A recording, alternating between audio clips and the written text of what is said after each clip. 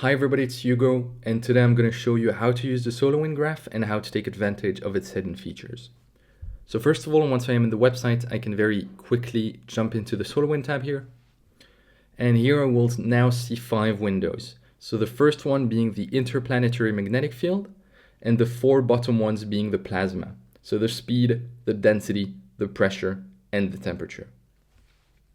By heading into the left-hand side of the graph, I can press any of the titles here to show or hide any of the lines. This also works with the bottom window, where I can either show the plasma with the temperature or the phi or theta angles of the interplanetary magnetic field. That being said, if I want to study a very specific event of the solar wind, I have multiple options here.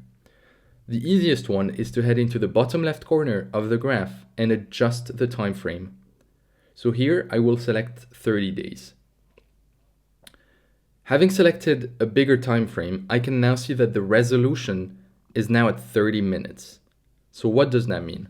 That means that previously each point was representing 1 minute of data, and that now each point represents 30 minutes of data.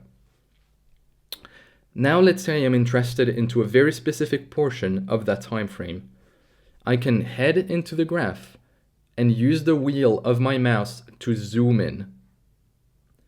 I can then adjust the window by dragging left or right to put the event into view. These two actions are also feasible with the brush at the bottom of the graph to adjust the left side of the brush and its right side. I can also move the window around to put the event into view.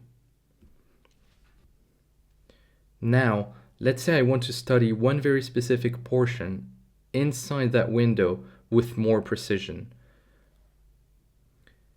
I can go to the beginning of the event, right-click, hold, and drag to the end of the event, and release.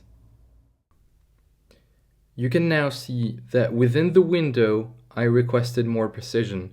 More points have been added. Now, let's talk about the features on the graph. As you can see, when I move my mouse around on any of the graphs, I can see these bubbles here showing me the exact value I'm hovering over and if they are suspected error or error.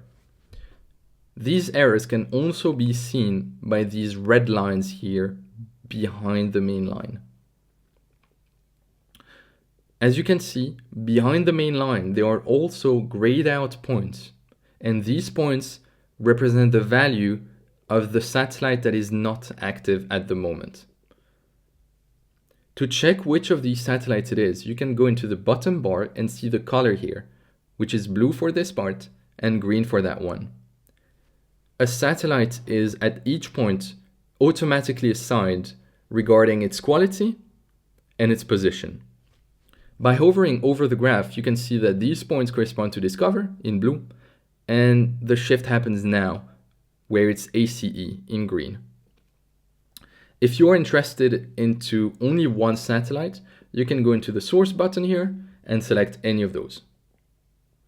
Now, as a last note, you may have noticed this line at the end of the graph, called the Earth line.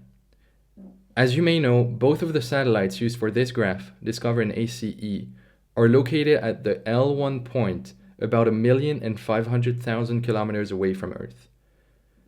It therefore means that these satellites will receive the solar wind data a bit more in advance than Earth.